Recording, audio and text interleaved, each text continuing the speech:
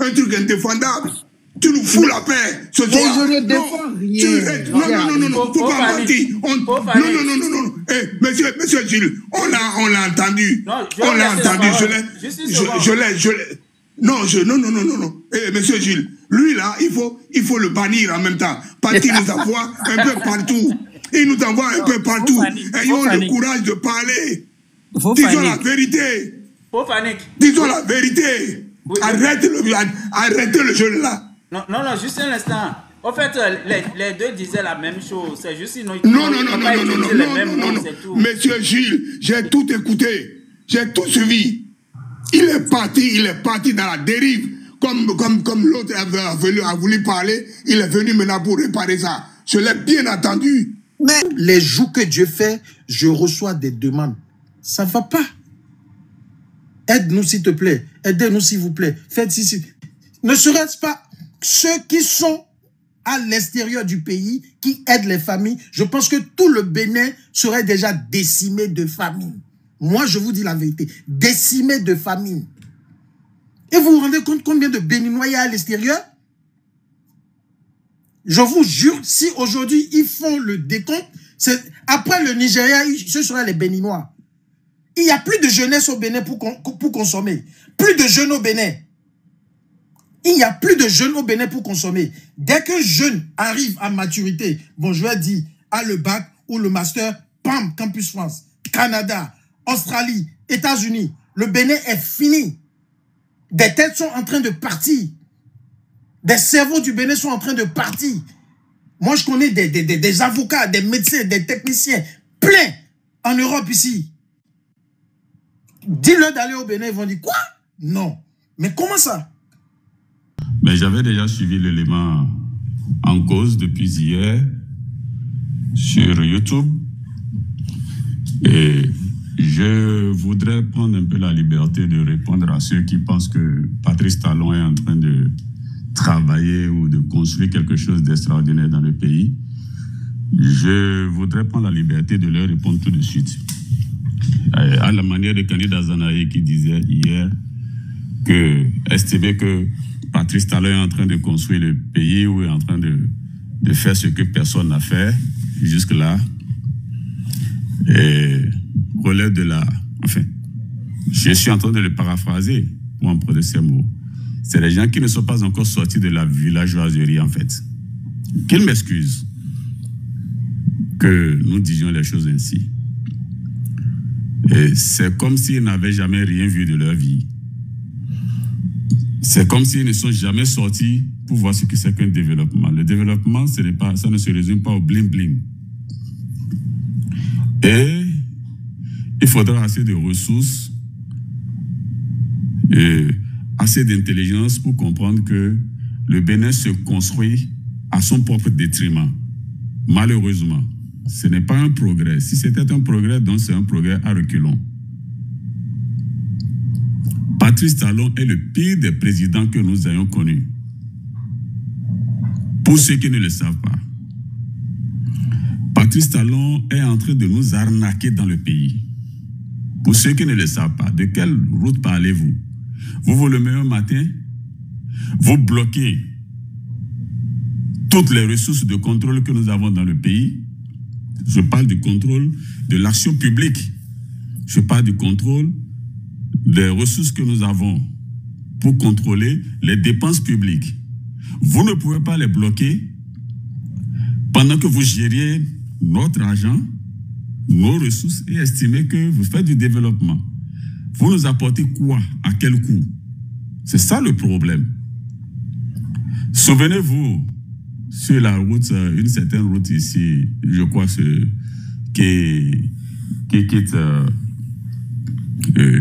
j'ai oublié comment ils ont baptisé le projet, qui avait été construit et confié à l'une des entreprises de son siècle pour l'État. Ce n'est même pas un choix, ce n'est même pas un choix raisonnable. Mais Patrice Talon s'était entêté. Et des gens nous ont dit que c'était la meilleure des choses à faire. Ils ont applaudi ça comme ils sont en train d'applaudir que Patrice Talon a fait des choses que personne n'a rien que c'est. Il n'a rien fait. Mais on a laissé Patrice Talon siphonner plus de 2500 milliards dans les estimations que nous avons reçues entre-temps. 2500 milliards de nos francs au profit d'une société ciste qui appartient à Olivier Bokor, enfin à Patrice Talon par le biais d'Olivier Bokor. 2500 milliards ont été siphonnés rien que pour affaires de voitures administratives. Si c'est 2400, si c'est moi, j'arrondis ça. 2500 milliards nous ont été siphonnés avant de prendre la décision récemment d'arrêter la saignée. Et Dieu seul sait si la saignée s'est vraiment déjà arrêtée. Et on a accaparé le trésor public. Aujourd'hui, on dit qu'il n'y a plus corruption, il n'y a plus vol. Qui va dénoncer qui? Le voleur a déjà pris la caisse. Qui va arrêter qui maintenant? Qui va attraper qui? Il n'y a plus rien. Puisqu'on n'entend même plus parler parce qu'en fait, il n'y a plus à parler. Vous avez remis la caisse de l'État entre les mains du voleur déjà. Et il est assis là-dessus. Il n'y a rien à faire. Nous avons de sérieux problèmes. C'est ça en fait le problème qu'il faut comprendre au Bénin. On voit, on vient nous remettre comme, c'est pas, une couche de bitume quelque part, entourée de je ne sais quelle pot de fleurs, je sais pas. On fait du bling-bling quelque part dans Cotonou. Et nous, il y en a des compatriotes s'estacient comme des collégiens qui n'ont jamais rien vu de leur vie. C'est triste. C'est triste en fait. Les dessous de ce que nous appelons réalisation, il va falloir qu'on fouille ça parce que le peuple a besoin, il a même pas un besoin, c'est un droit de savoir qu'est-ce qui est fait de ces ressources. Voilà. Il faudrait que ceux qui pensent qu'on a construit ici, on a construit là-bas, viennent nous dire. Avant Patrice Talon, nous avions de l'eau un peu dans les contrées. Au nom de... On veut créer des sources d'eau, des points d'eau pour des coins dans ce pays. On dit on veut étendre en fait la couverture de l'eau potable. L'eau a commencé par disparaître de là où il y avait déjà l'eau. Quelle est cette logique de développement? Dans ce Bénin entouré d'eau partout là, et on a pris des milliards et des milliards, on ne peut même pas compter, on ne sait même pas combien on nous prend, on ne sait pas à quel coût. Parce que ces contrats qui sont signés là, ça va être, et ces prêts qui sont en train d'être faits là, d'abord même, quelles sont ces structures là qui sont en train de mettre l'argent à la disposition du Bénin pour être des prêts? Et nous allons les rembourser, c'est à quel terme et à telles conditions? Les gens ne se posent pas de questions. Ils ont hypothéqué leur avenir, ils ont hypothéqué l'avenir de leurs enfants et ils sont en train de s'estacier devant des histoires de goudron, de bitume qui passent par lui, on en fait partout. Mais c'est dingue, c'est débile en fait. Quelqu'un avait parlé de triomphalisme de dingue. C'est ça. J'ai l'impression qu'on a un problème. Aussi bien que moi, je vais vous dire, je n'interviens même plus dans le débat public. Parce que je suis dépassé par l'attitude des compatriotes. Ils ne veulent plus entendre raison. Ils sont drogués par du superficiel. C'est ça. C'est ça le problème que nous avons. Et Kandé Dazanaï a résumé déjà le fait en disant que ceux qui pensent que Patrice Talon, c'est parce qu'ils ne sont pas sortis de leur villageoiserie. C'est totalement inculte de penser que Patrice Talon fait mieux que ses prédécesseurs. Patrice Talon n'a rien fait de mieux qu'un seul de ses prédécesseurs.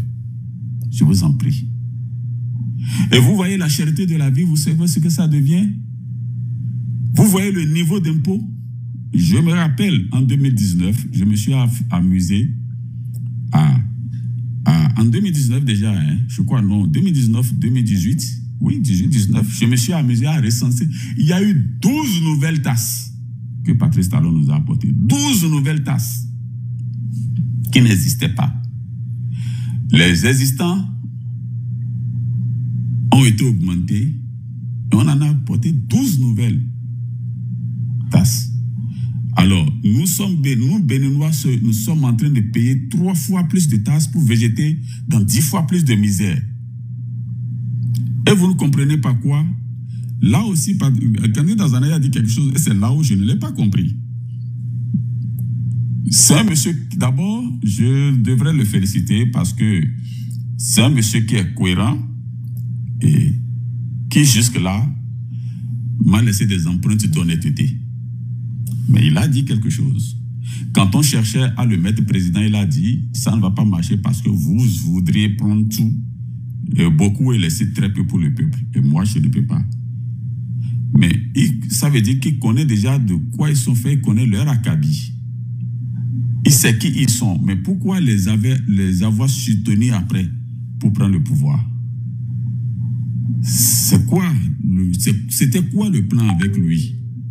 C'est-à-dire, il ne voulait pas être au pouvoir, il ne voulait pas qu'on le porte au pouvoir de crainte que ces gens-là ne fassent ce qu'ils sont en train de faire aujourd'hui, ne lui fassent faire ce qu'ils sont en train de faire aujourd'hui. Mais il leur ouvre le chemin du pouvoir.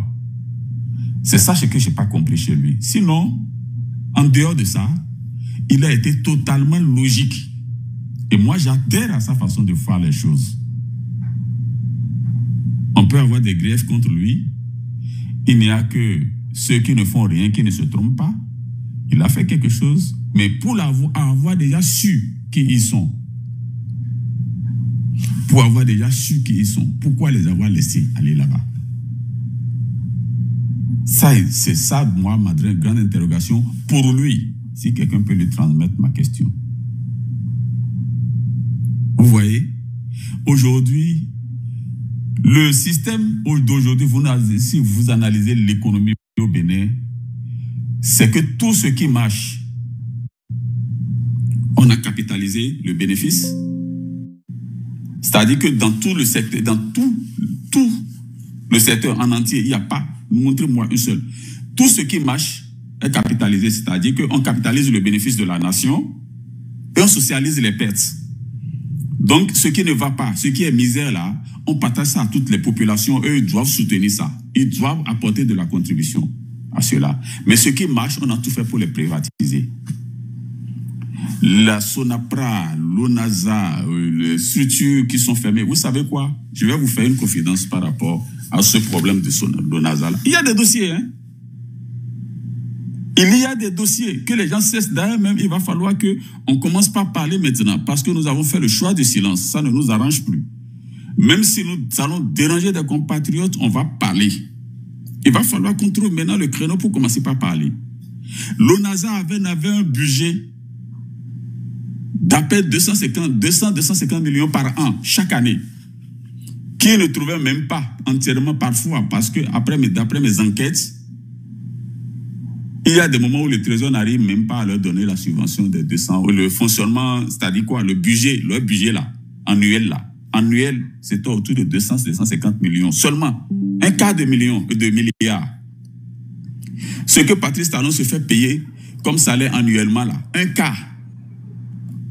Et dans ces 250 millions là, que l'ONASA doit fonctionner.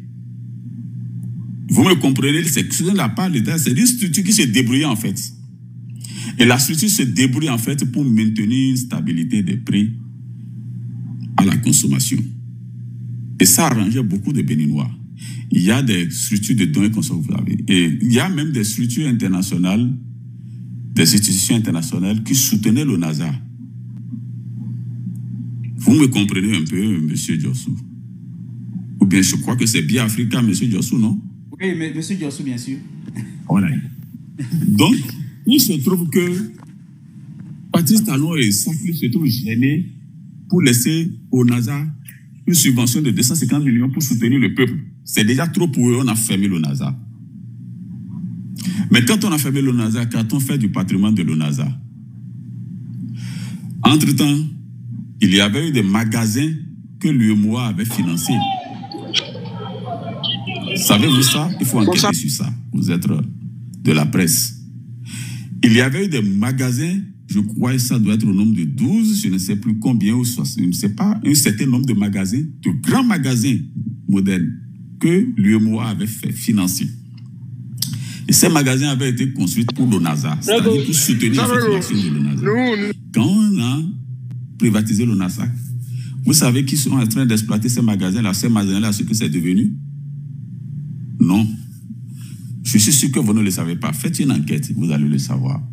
Il y avait une rizerie qui avait été un projet de rizerie, je crois que c'est la rizerie de Malanville, qui avait été, dont le projet avait été monté par l'ONASA. Et dans nos structures de gestion d'alors, on avait dit non, que c'est seulement il y avait eu un petit conflit de gestion là. On a dit que non, que c'est la Sonapra seulement qui a habilité à gérer les usines agricoles. Et finalement, on a confié un monsieur.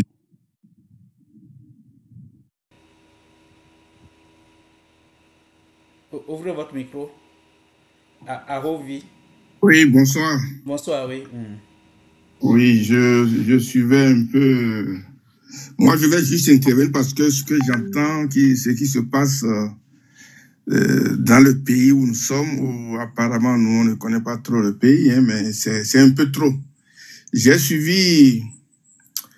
Il y a un monsieur qui est en France qui s'appelle Général Habib, qui parlait d'un cas social qui s'est produit récemment. Il y a une petite fille qui était malade et ils ont besoin d'environ 30 millions de francs pour l'envoyer à l'étranger se soigner. Et le général Habib les a aidés à récolter sur son TikTok environ 17 millions. Il manquait autour de 13 millions. Et le ministère de la Santé était intervenu et appelé les gens de venir. Donc tout le monde s'attendait que l'État allait les aider. Ils ont été au ministère de la Santé. Après, je crois que c'est le ministère social. Et puis, il y a Madame Talon qui avait une forme d'ONG ou un truc comme ça qui était les gens.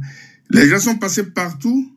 Ils n'ont pas trouvé un centime de la part de l'État pour les aider à aller soigner la petite fille qui était une étudiante, qui après son bac n'a pas pu continuer et qui est tout le temps à l'hôpital. Il s'agit d'une leucémie, cancer de sang, qu'on pouvait guérir, qui était guérissable. La fille est décédée, je crois, le week-end passé, et l'État n'a même pas pu les aider à trouver un visa. L'État n'a pas participé au financement. Et donc, le social n'existe pas. Le social n'existe pas. Et les gens, des gens anonymes, ont collecté jusqu'à 17 millions sur le truc du général Habib. C'est un monsieur qui est en France, qui a aussi un truc sur TikTok, qui aide les gens comme ça.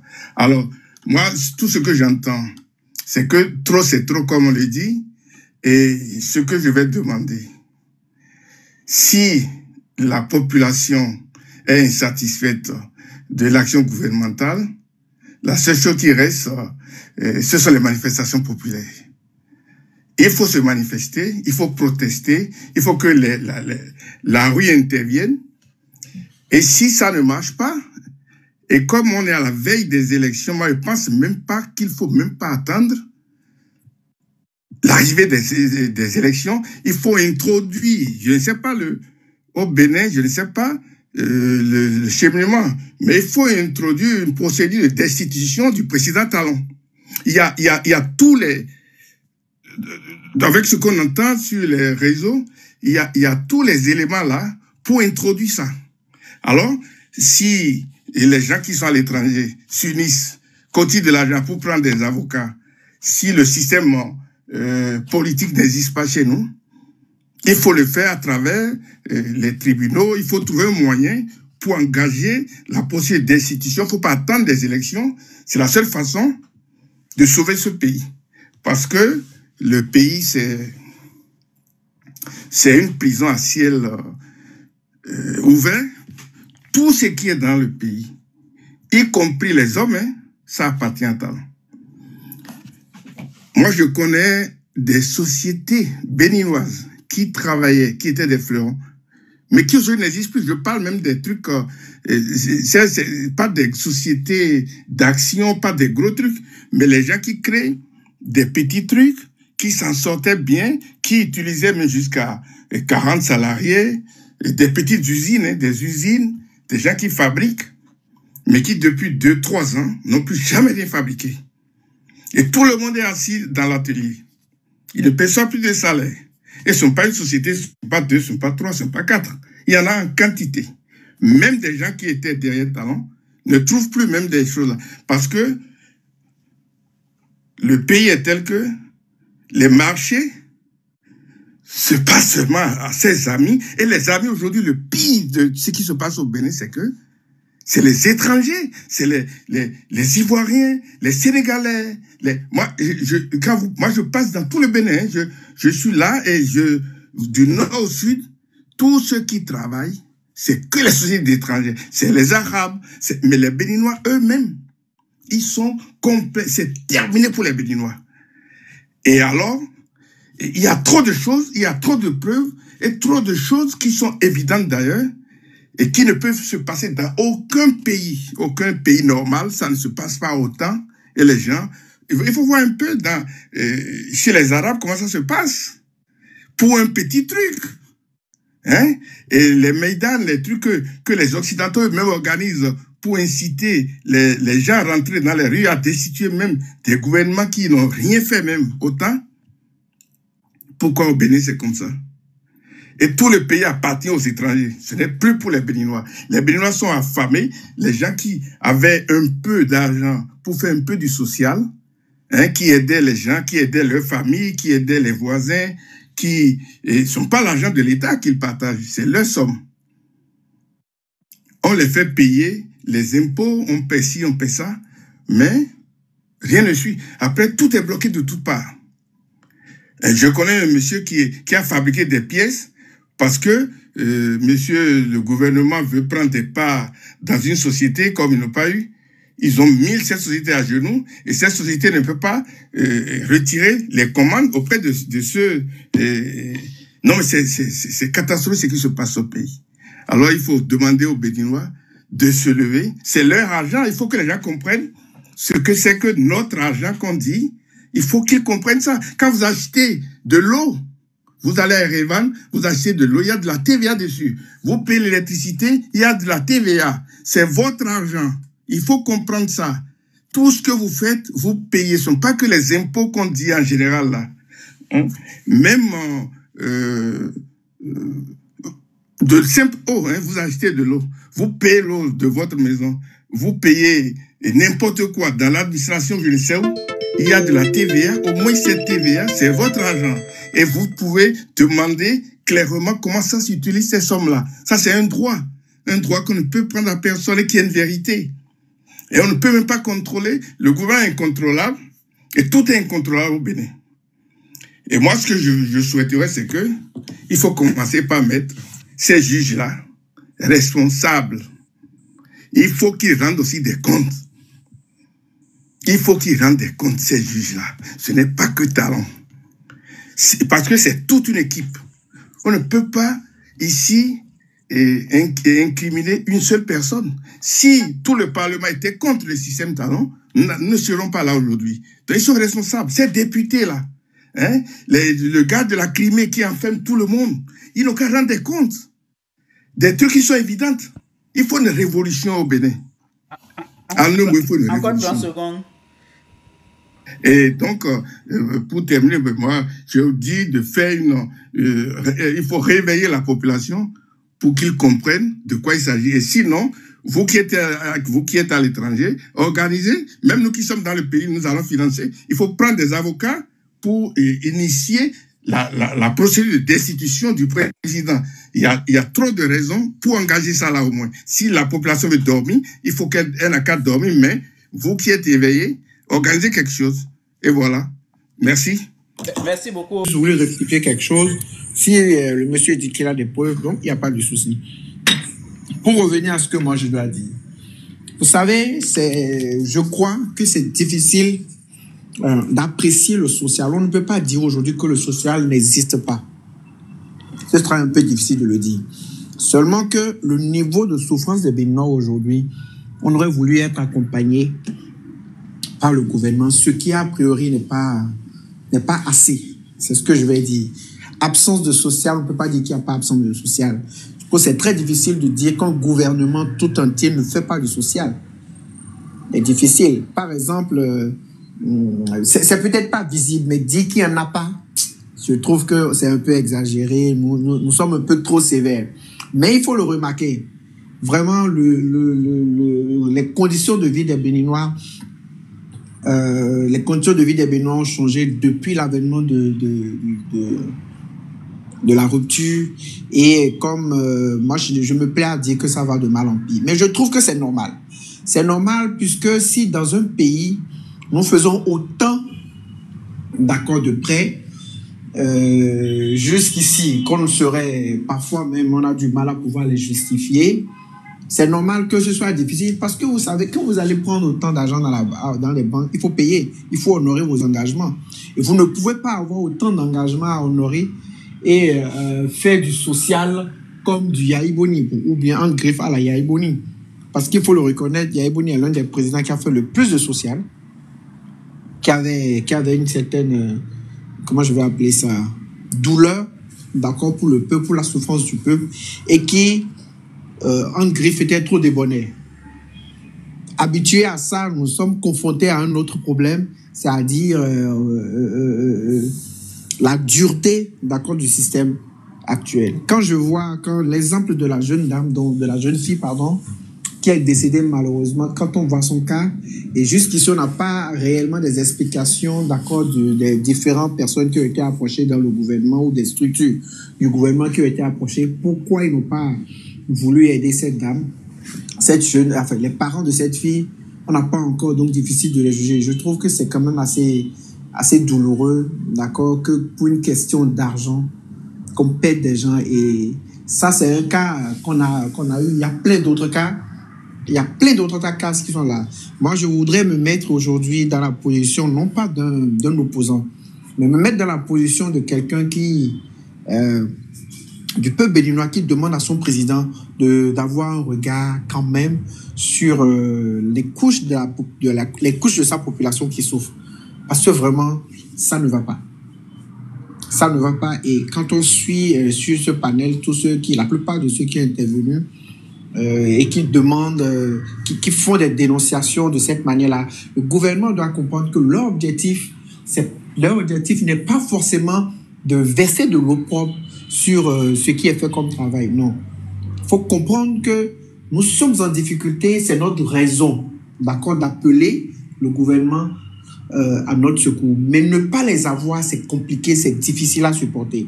Aujourd'hui, malgré tout ce qu'on a pu prendre comme mesure, je veux même parler des comment vous appelez, des logements sociaux. Est-ce qu'on peut appeler ça logements sociaux? Je demande au chef de l'État de voir à l'intérieur.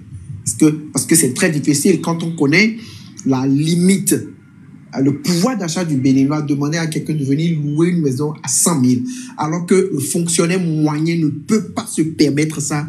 Je trouve que faut qu'on essaie de voir. Et qu'on voit ce qu'on peut faire pour ça, parce que c'est très compliqué. Maintenant, peut-être que, comme l'a dit quelqu'un, je ne suis totalement pas d'accord, mais bon, ça porte à quoi ça? Parce que on a l'impression qu'on a envie effectivement de chasser tout le monde. Ça porte à quoi? Cette politique-là qu'on a, on a envie de chasser tout le monde de Cotonou, c'est-à-dire la politique, la marxiste, la politique selon laquelle tout le monde ne peut pas vivre à Cotonou et renvoyer les gens au village. Mais le Bénin nous appartient tous. Le Bénin nous appartient tous. Je trouve que chacun a le droit de se lever, de dire je veux vivre à tel endroit et travailler pour vivre, en tout cas de manière sobre. Qu'on n'oblige pas les Béninois à fuir. Qu'un président qui arrive au pouvoir ne demande pas aux Béninois, d'accord, de le détester, ou bien de dire qu'il accepte de porter le manteau de l'homme détestable. Non, je pense qu'on doit faire les choses pour être aimé. Pour être aimé. Et ce que nous déplorons dans ce système, honnêtement, c'est à la limite, on a l'impression, on peut se tromper, mais on a l'impression que tout le monde ne peut pas vivre au Bénin, ou ne peut plus vivre au Bénin, ou ne peut plus vivre à Cotonou. Et c'est pas bien. Je suis d'accord avec beaucoup de personnes sur cet aspect-là.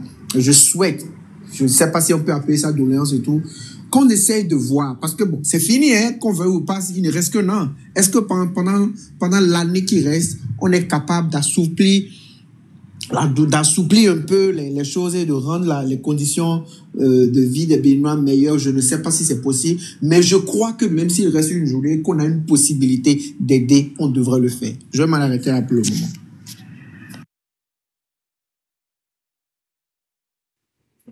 Ok, merci beaucoup, Guy Chafa.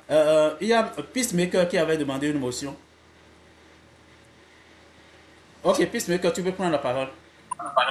Oui, bonjour à tout le monde. Oui, monsieur Guy Chafa, bon, j'ai écouté votre intervention, c'était bien, mais il y a un truc que j'ai relevé. Vous avez dit que il y a un problème, qu'on ne peut pas faire du social parce que le gouvernement a du mal à faire du social parce qu'il y a les prêts, il faut rembourser les prêts. C'est vrai. Mais ça ramène une question qu'on doit se poser. Qui a décidé les prêts? Est-ce que c'est en conscience avec la population qu'on a décidé les prêts? Est-ce que la population a un regard sur les prêts? Est-ce que l'Assemblée a un regard sur les prêts? Parce que si on n'a pas un regard sur les choses, on décide les choses pour nous, de force ou bien on passe les trucs, on dit bon, 90 jours après vous allez. On ne peut pas après nous dire non, je ne peux pas faire du social, 1. Et de 2.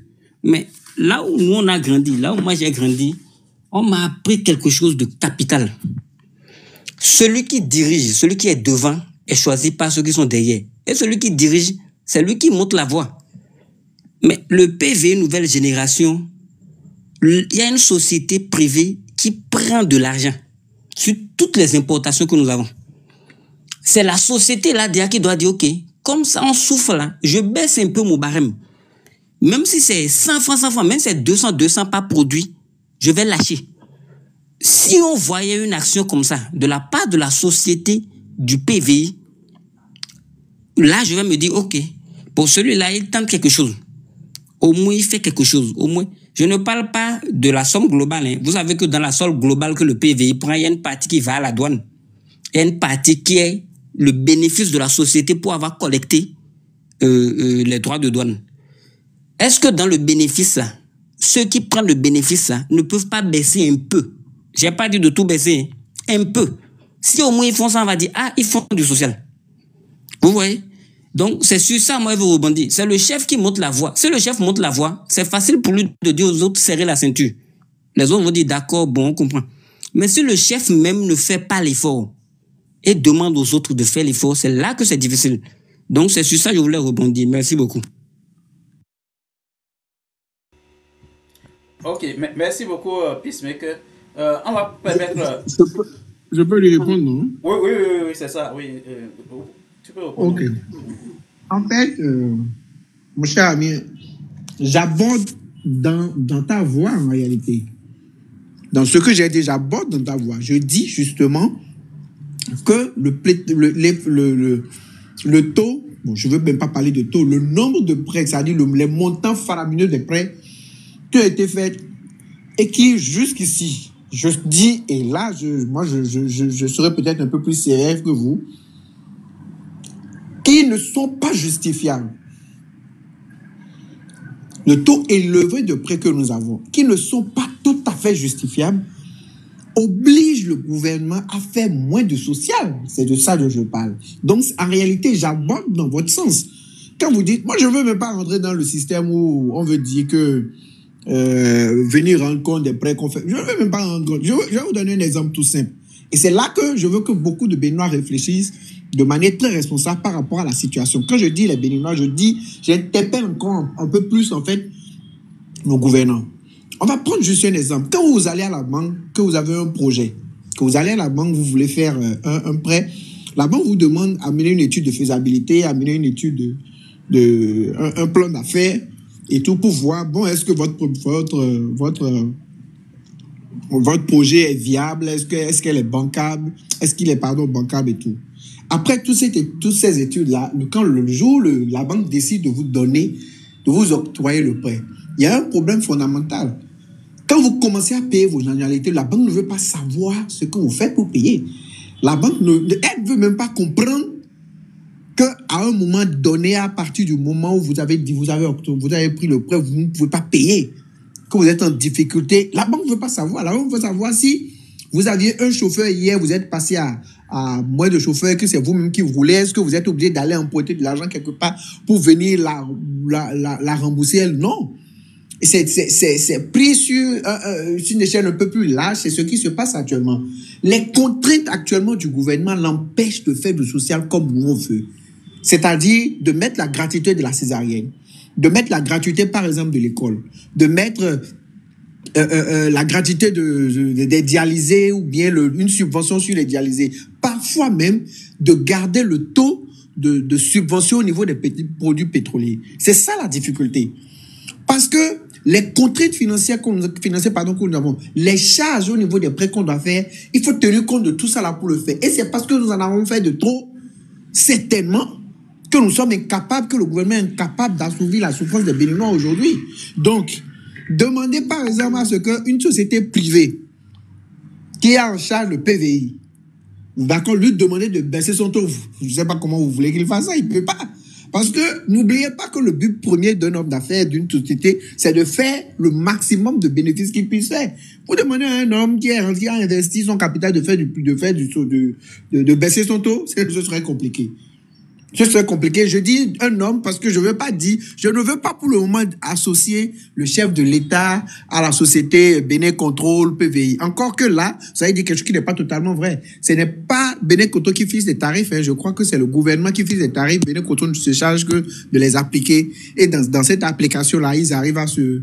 Ils doivent quand même, puisque c'est eux, le gouvernement, enfin, l'État ne fait plus le travail, c'est un privé qui fait le travail. Il faut quand même que le privé se paye ou bien soit payé par rapport à ce qu'il fait. Donc, voilà un peu... En fait, c'est pour dire que j'aborde un peu dans vos sens. Je suis peut-être resté un peu plus... je vais dire quoi? Plus responsable dans ce que je dis. Je suis pas allé je suis pas allé fort comme vous voulez, mais en réalité, j'aborde dans votre sens. Je ne sais pas si vous m'avez compris. Okay, attendez là, monsieur Diossou, je veux répondre à Chafa parce qu'il m'énerve là. Oh. Il parle comme s'il n'est pas au Bénin. Tu parles comme si tu n'es pas au Bénin. Qu'est-ce que tu dis là? Qu'est-ce que tu veux dire? Atigba Srego, c'est un voleur, un bandit. Comment tu peux dire tous ces trucs-là? La césarienne à gratuité. Pourquoi l'autre qui était là, il faisait la césarienne gratuité? Pourquoi l'école était gratuite avec Yahi? Pourquoi? Qu'est-ce que tu veux soutenir? Tu veux défendre un truc indéfendable? Tu nous fous la paix ce soir. Mais je ne défends rien. Non, faut pas mentir. Non. Monsieur Gilles, on l'a entendu. On l'a entendu. Non. Monsieur Gilles, lui là, il faut le bannir en même temps. Parce qu'il nous envoie un peu partout. Ayons le courage de parler. Disons la vérité. Disons la vérité. Arrêtez le jeu là. Non, juste un instant. En fait, les deux disaient la même chose. C'est juste sinon. Non. Monsieur Gilles, j'ai tout écouté. J'ai tout suivi. Il est parti dans la dérive. Comme l'autre a voulu parler, il est venu maintenant pour réparer ça. Je l'ai bien entendu. Il a bien dit. Écoutez, non,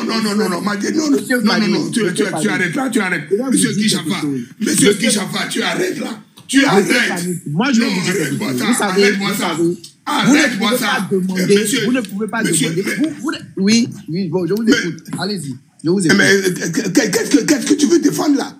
Allez-y. Qu'est-ce que tu veux défendre? Dites-moi ce que j'ai défendu de mauvais. Dites-moi. Moi, je suis responsable. Tu arrives à raconter des choses. Tu veux des preuves. Voilà, maintenant, monsieur Gilles t'a prouvé des preuves de ce monsieur avec les comprimés. Tu veux encore des preuves? Vous avez fini. Est-ce que je peux... Non, tu nous emmènes là. J'ai plus besoin de ta réponse. Monsieur Gilles, il faut le couper. Ça, c'est les clébés. Vous êtes venus sur les réseaux sociaux. Fofanique. Je vous en prie, on ne va pas faire comme ça. Laissons tout le monde. Non. Vous êtes nouvellement venus sur les réseaux sociaux. On n'est pas d'accord. Vous êtes nouvellement venus sur les réseaux sociaux. Monsieur Fanny. Oui, non. Tu sais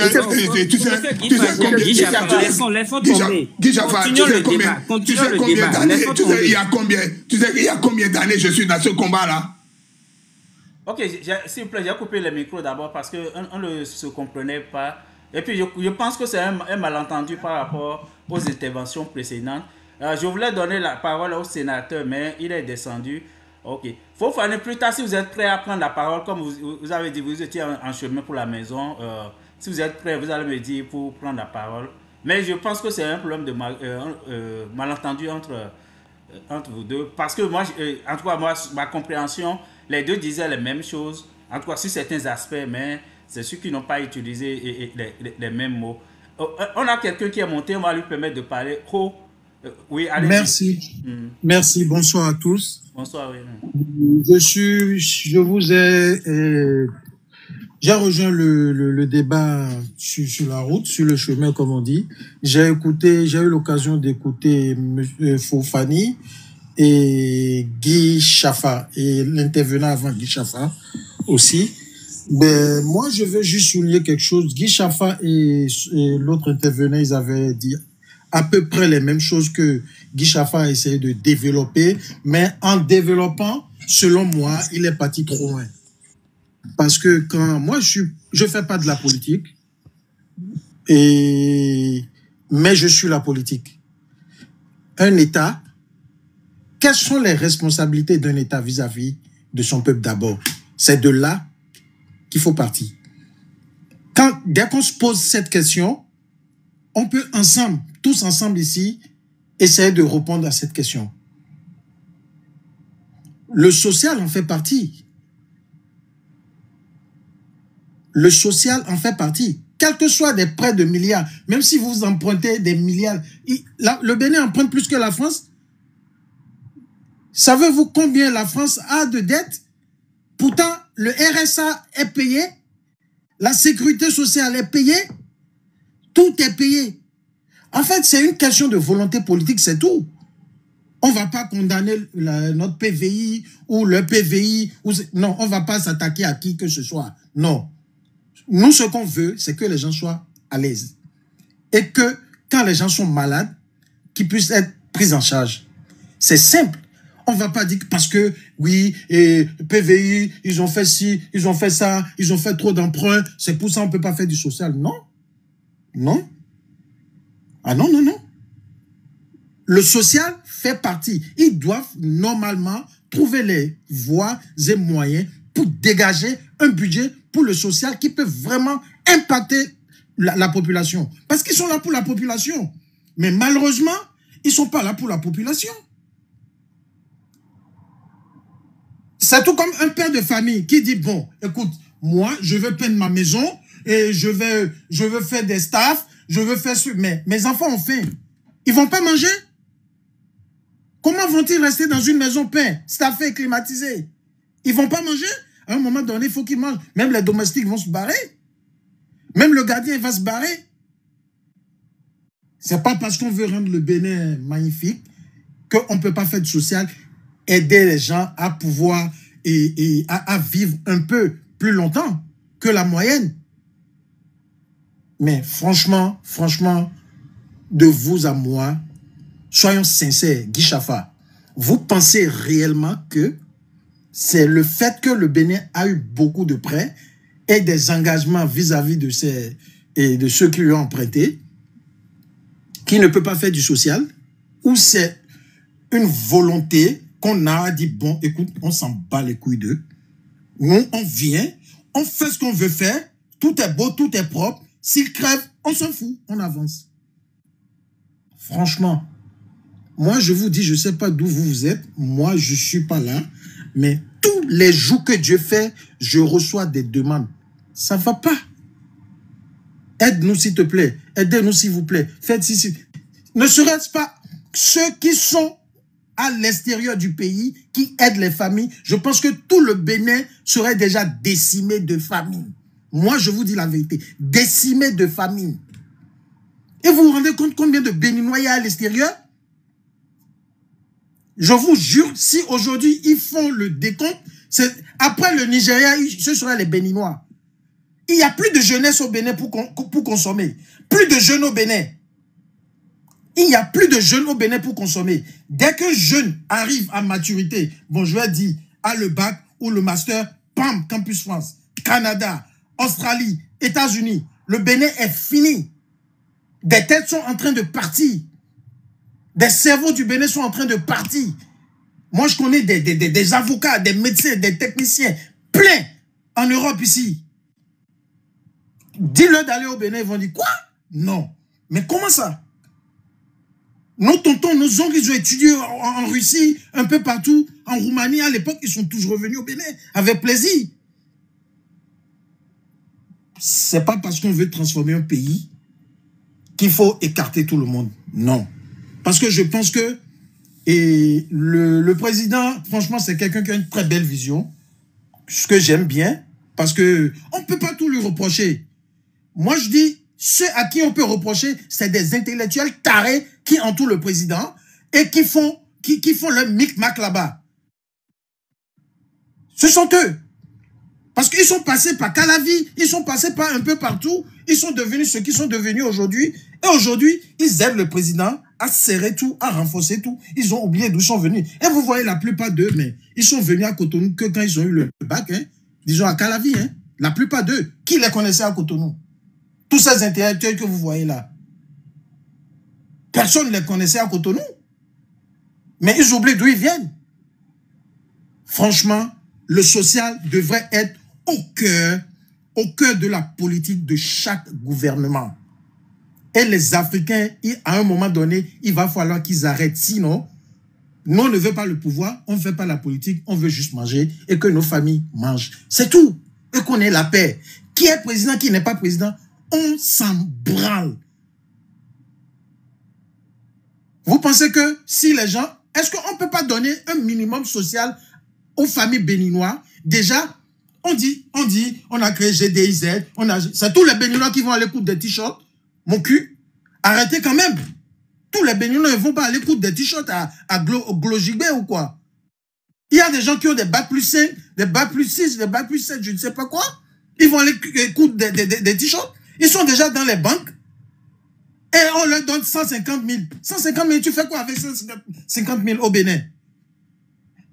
Regardez les problèmes en face et dites la vérité. N'ayez pas peur. Il n'y a pas de peur parce que vous ne critiquez pas le gouvernement. Vous leur faites peut-être du bien.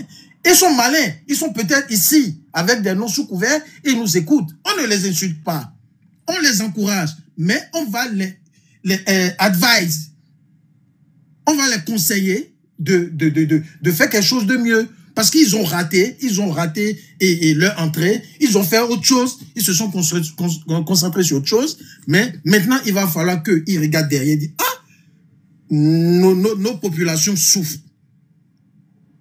Cotonou, c'est Miami, oui, mais nos populations souffrent. Qu'est-ce qu'on peut faire pour eux? Même si on dégage 7 milliards pour du social, on peut impacter un certain nombre de populations, des femmes seules, des femmes isolées. On peut leur donner un minimum social, dire bon, 50 000 par mois. Venez avec on leur fait un carnet. Voilà, on va vous suivre. On fait ci, on fait ça, on fait ça. Césarienne, on paye. Et je ne sais pas, les gens qui ont besoin de traitement pour l'insuffisance rénale, même les pays comme l'île Maurice, mais c'est fou quand même. On a tout, on a le coton. Et le coton, on n'a pas. Mais franchement, moi, je ne fais pas de politique. Moi, je suis réaliste. C'est pas parce qu'on a fait trop de prêts ou bien on veut transformer sa maison qu'on ne donnera pas à manger à ses enfants. Merci beaucoup. Merci beaucoup. J'allais vous demander de conclure. Merci beaucoup pour votre contribution. Vous pouvez rester avec nous le temps. Il y avait des motions. Je ne sais pas si c'est des questions pour vous. J'ai Peacemaker Major aussi qui a demandé de motion. Ok. Les motions, on va essayer d'être